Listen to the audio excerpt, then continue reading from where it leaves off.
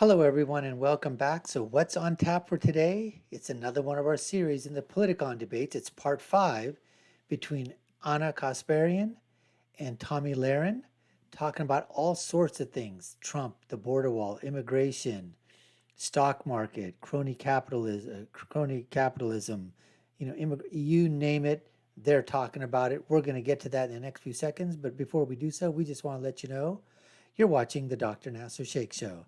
I'm your guest host. My name is Dr. Nasir. If you haven't done so, subscribe to the channel, hit that notification bell, like, share, and follow us. Let us know what you think in the comments below, and follow all of our other videos as well. Let's get to the Politicon debates between Tomi and Ana, part 5. Because I asked you what the fear was, you said socialism, and then I jumped in. So is it that you fear, do you fear dictatorship like we see in Venezuela? What about socialism is it that you feel is the most imminent threat? Big government, to me, is the biggest threat. I've said it before, and I'll say it again. You can either be free or you can be dependent on the government. When the people talk about being socialist Democrats or democratic socialists, that's a really nice way to package it, but you can, the two terms are an oxymoron. If you're dependent on the government for everything, you are not truly free. You cannot live in a democracy where you are then dependent upon the government for all of your worldly desires, needs. Now, the federal job program that Bernie was pushing on the stage, your health care, your college, when you're dependent on the government for all those things, then you're going to just tax the wealthy. I'm going to tell you this, the thing about the wealthy is they can move, and they're not going to stay there under plans they should move then, but they don't. They will. They don't. They do the tax shelters, but they never move. But what do you think is going to happen? Especially the old companies, where are they going to go?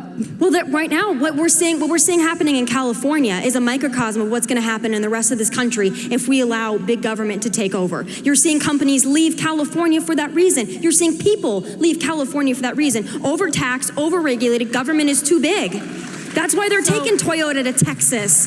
That's why they're fleeing. So I want to give you an example of big government. I want to get your thoughts on it, because this is something the government does. And when I say government, it means all of us as US taxpayers, right?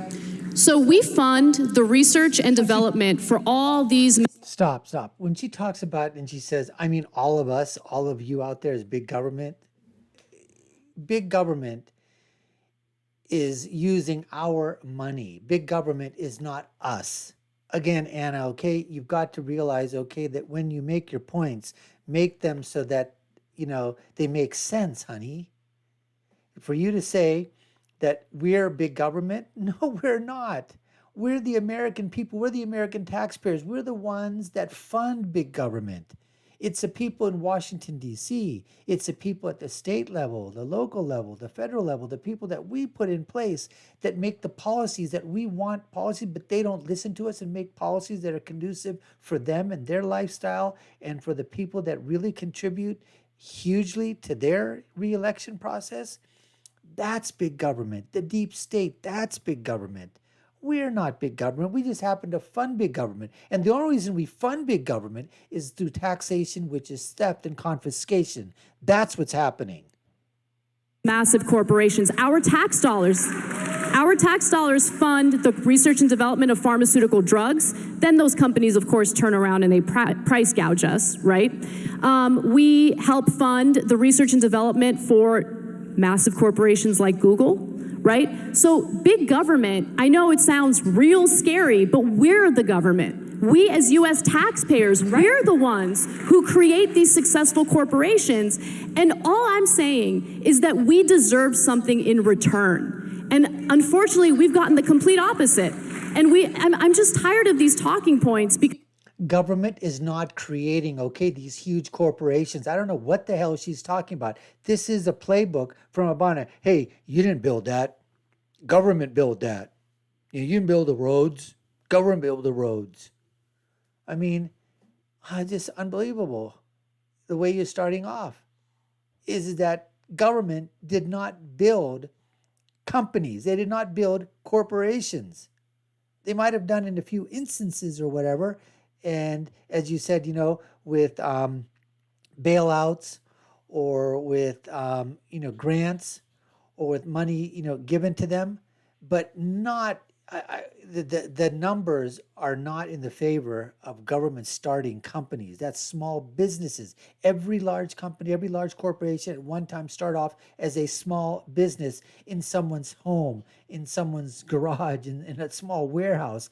And then because of productivity and the need for the product or the service grew. Government had nothing to do with that. In fact, government regulation stifles growth at every possible time. And that's why when Trump was in office, he was getting rid of 4 or 5 or 6 regulations for every new one that was being put in the book, stripping them out of the regulatory books so that small businesses and large businesses could continue to flourish and thrive without the regulatory burden of those policies that were keeping them back. Because, look, I think big government is a problem when they're telling me what I can do with my body. I think big government is a problem when they tell us who we can and can't marry or what type of sex we're allowed to have, which was actually a thing back in the day. That's big government. But when it comes to social services that we've paid into, we deserve to get something back. But how's that working out? How are those things we've paid into working out? Well, they're severely underfunded just so we can give the wealthy massive tax cuts. What I'm asking is if your solution to everything, and I don't know if it's yours, but it certainly is Elizabeth Warren and Bernie Sanders, their solution to everything is tax the wealthy, tax the wealthy. If those wealthy folks leave or they do put their money elsewhere in whatever creative way you can fantasize about in your mind, and we don't have that money, then who pays for all these social programs? Who is going to get pinched? Well, I can give the answer because we live in California and we know it's the middle class that gets pinched. In California, you've got the very, very wealthy that can afford it, and you've got the homeless. And then you've got the middle who are fleeing to the Inland Empire, they're fleeing to Phoenix, they're fleeing to Dallas, Texas. They're fleeing because they can't afford it. They can't. Right. They're the ones that are getting squeezed. There's a lot going on in California, and I don't know if this one debate it gives us enough time to cover it, but there is severe corruption in California. There's an issue with foreign investment in real estate in California, which artificially inflates the property values and leads to homelessness in California. You have real estate developers who are running amok, and that's part of the corruption. I mean, we unfortunately don't have time to get into all of that, but the idea that wealthy people are gonna flee, that these corporations are gonna flee, I mean, we still subsidize oil companies to the tune of hundreds of millions of dollars every year. Where are they gonna go? The oil is here. You know, like that's an example. One other example is the top marginal tax rate in the United States used to be 91%. They didn't leave, okay? It used to be 91%, okay, back in, we're talking, 20s, 30s, but guess what? Nobody paid that. They didn't pay 91%. They just basically said it was 91%, and they were effectively paying much, much, much less. Come on, Anna, get your stuff straight. Okay, so if you want to leave, have at it. But I think that if you're living in this country and you've taken advantage of the opportunities that this country has given you, you're not allowed to shut the door behind you. And I'm not talking about equality of outcome, I'm talking about equality of opportunity. We should have a system that's fair, that gives people their opportunity to shine and work themselves up the economic ladder. And that's all I'm saying. We agree. We do, it's called the educational system. On that statement, we don't agree how to get there. I believe innovation is fostered through competition, through the free marketplace. And taxpayer money, through research and development. But you realize that the government's also funding research and development for all of your alternative fuel companies, for all the research. I mean, it's not just, they're not just fueling corporate. I mean, to say that our government, our taxpayer dollars are funding corporations and then to not look at all the other areas that they're funding, is government spending a problem? Absolutely. I would imagine that if someone developed an alternative energy, historically speaking, the government would let a company take it over and profit from it, correct? Not in Bernie Sanders' America, not in Elizabeth Warren's America. Innovation is fostered through the free marketplace and competition. It is not fostered through handouts, through socialism, through government regulation. And that's why we're seeing the economy doing well now, because President Trump has gotten rid of a lot of the Obama-era regulations that were crushing small business. That is still the backbone of our nation. And when small businesses can't function, then they can't hire, and then they can't have high-paying jobs. When they're given all these government mandates of $15 an hour minimum wage, then they can't hire as many employees. So yes, those employees that they have might be making what they consider a living wage, but then the other person just doesn't have a job. So then they rely on the social program. That's not a way to live. I agree with you in that small businesses would have a difficult time paying $15 an hour to their employees, which is why I think it makes all the sense in the world to stop subsidizing corporations that are already very successful and subsidize small businesses so they can pay a living wage and also grow themselves. So it was interesting to me when you rebutted what I said a second ago. You said, well, it would in Bernie Sanders' America and it would in Elizabeth Warren's America. And my initial reaction was to say, well, that actually makes the argument for Bernie Sanders and Elizabeth Warren because, well, to certain people, what I said and what you said would happen in their worlds. That's what a certain part of this audience wants. The people who support Bernie Sanders, the people who support Elizabeth Warren, they think that's great. To people who agree with you more, they think that's horrible. So how do we, I mean, it seems like on both sides, we're handing out facts on this side and facts on this side and talking points on this side and on this side that are really continuing to speak to our audience, and we're not doing too much to change anybody's mind. If you came here supportive of Ana, you probably are going to leave supportive of Ana, and if you came here supportive of Tomi, you're going to leave supportive of Tomi. What do you, and listen, and that's great, whoever you came here for, but what do you find is most effective for you when you need to change somebody's mind? When I go into conversations like this, I don't have any delusions of changing Ana's mind or yours or anybody else's. I think it's about having a conversation in this country about our values, and they are different. And it's okay to have conversations about differing values because that's why we have the two parties that we have and the various political ideologies that we have. We have conservatism, we have liberalism, we have progressivism, we have Republicans, Democrats, we have everybody in the middle, libertarians, all of that, to have a discussion. Sometimes there's not a solution that both sides can agree to. That's why we have Congress that can hopefully get somewhere in that middle. Right now, that's not happening. But doesn't that make people mad? It seems like to me, people get more mad if you find a solution somewhere in the middle than if you choose something. I mean, listen, I think a lot of people have made the argument that one of the reasons President Trump has doubled down on his base and only his base is because he made a calculation with Steve Bannon that it doesn't matter whether I compromise or whether I moderate, I'm never going to win the people on the left. So what's the point in moderating or compromising? But he did win people on the left. He won states that he wouldn't otherwise have. Well, he won states that he otherwise wouldn't have had. But well, those are people there, you idiot. And once again, oh my goodness. Okay, I just have to stop and do this thing here because, Clay Aiken, a toothache is starting to, permeate through many, many teeth right now. You're too much verbal diarrhea on your part. And then when you make a statement, you make a stupid statement like, oh, you know what? There's just not too many, President Trump, he didn't do anything. He didn't win anybody over on the other side. Okay, he just wanted to keep that thing over there. And then she goes, what do you mean you're talking about? Well, yeah, he won those states. Well, those states are comprised of people, you stupid, idiotic, moronic retard. You're starting to simmer, S-I-M-R, a little bit now, Clay Aiken. Unbelievably stupid remarks. People in those states okay, that well, voted for Trump. We can disagree about the fact that the numbers are certainly not in his favor right now, polling-wise. I'm just saying. Come see me in 2020, Clay. I'm interested to have that conversation. Girl, I will be right here with you. I'll plan on it. But you understand what I'm saying. We're still playing to our ends, and I think what you said is wonderful. We do have differing opinions, but if we keep shouting in the end zones and nobody's, so what about you? I mean, how do you? Because I have to assume that, yes, we say what we want to say because we are proud of what we believe, but we do have to at least sway some people to not only see it our way, but to understand that maybe your way is right or your way is right. What works for you? Well, for me, I think it's important to focus on the one thing that really does unite all Americans, regardless of their ideology. And for me, that's the economic situation. Whether you're on the left or the right, the decisions that our lawmakers make in regard to how we're taxed, what our wages are, that affects all of us. And I think that there is a lot of frustration. I mean, I feel it myself when it comes to the unfair system that we have in place right now. The system is really rigged against the worker, right? There is much more focus on, the tax cuts and the protectionism for those at the very top. And so for me, look, this isn't about like, oh, I want to demonize those on the right.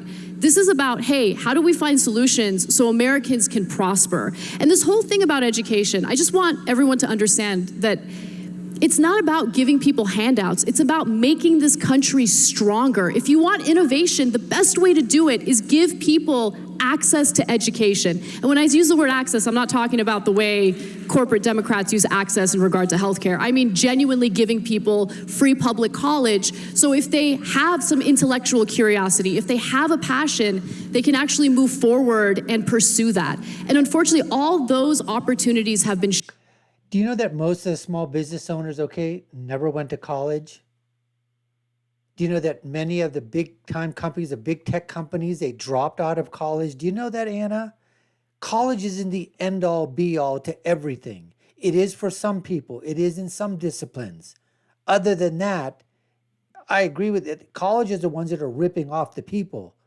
It's not the government that's doing it. It's colleges and universities that are ripping off American taxpayers, American families, by the absurd amount of money that they're charging for the very little in education that they're giving back, especially now, where the 99.99% of our colleges lean so far to the left that if they continue to do so, they're going to slide into the Pacific Ocean. Slide right off the embankment, folks. So don't give me this crap once again, that we got to give free education. Another stupid, idiotic, moronic, retarded talking point from the left, and it placates people. Oh, you're going to give me free education. Once again, who's going to pay for the damn education? Who's going to pay for the professors? Who's going to pay for the lecturers? Who's going to pay for the buildings? Who's going to pay for the taxes? Who's going to pay for the custodial staff? Who's going to pay for the the TAs and the RAs? And who's going to pay for the people that are helping the professors? Who's going to help the proctors? Who's going to help? The cafeteria, the food vendors, the people that everything about. Who's going to pay for all that? Where's that money going to come from? Shut down. I want to have a discussion about how we can open those opportunities up again and create a stronger country. Do you ever get scared when you share your opinion that? Do you ever get physically afraid? Are you worried? Are you worried? Tell me about that. As you're talking about politics, it's so polarizing. People say some nasty things. Does it worry you? To be honest, I'm more concerned about my family than I am about myself. The threats are very specific. The doxing is terrifying. And, if something happens to me, that would be terrible. But if something happened to members of my family, it would be far worse. And so, my nieces and my nephews are my life. And I want to share them with my fans, and I want to share pictures and celebrate their birthdays publicly, and I can't do that out of fear that someone's actually going to carry out an act of violence and hurt them. So yeah, the fear is real, and I think that this political climate has made me extremely paranoid, and I wish I weren't that way. Do you get scared? I know you got your gun, girl, so I ain't worried about you there. But do you not get worried? You're very polarizing, of course, and you speak very strongly about your opinions. Do you get worried at all?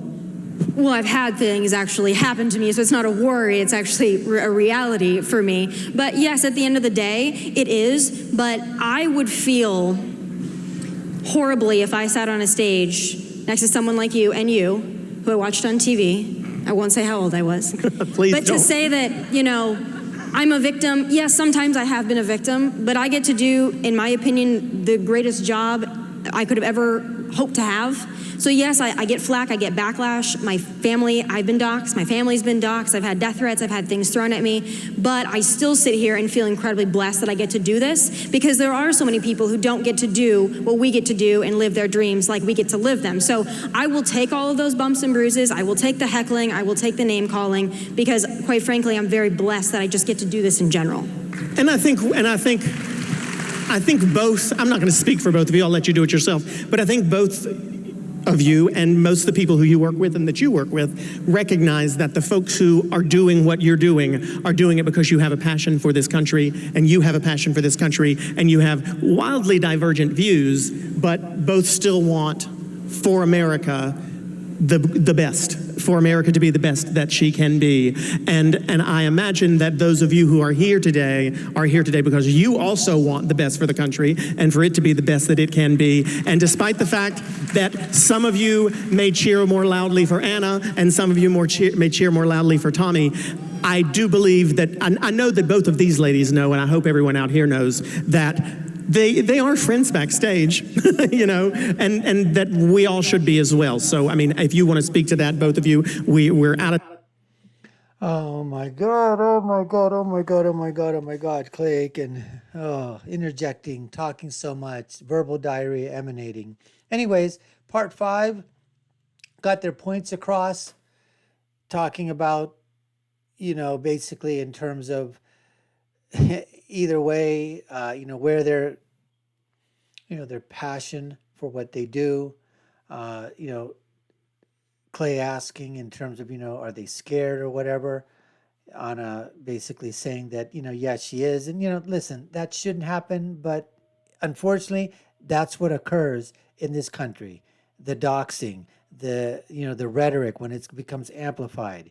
You have to be aware of, you know, what's going on. You can't just, like she said, you know, she wants to share things that's going on with her family, but she's afraid to, which I understand because you have nut jobs on the extremes of every, you know, political identity, you know, ethnic class, you know, skin color, any group or organization. You got nut jobs and whack jobs, okay, on the fringes.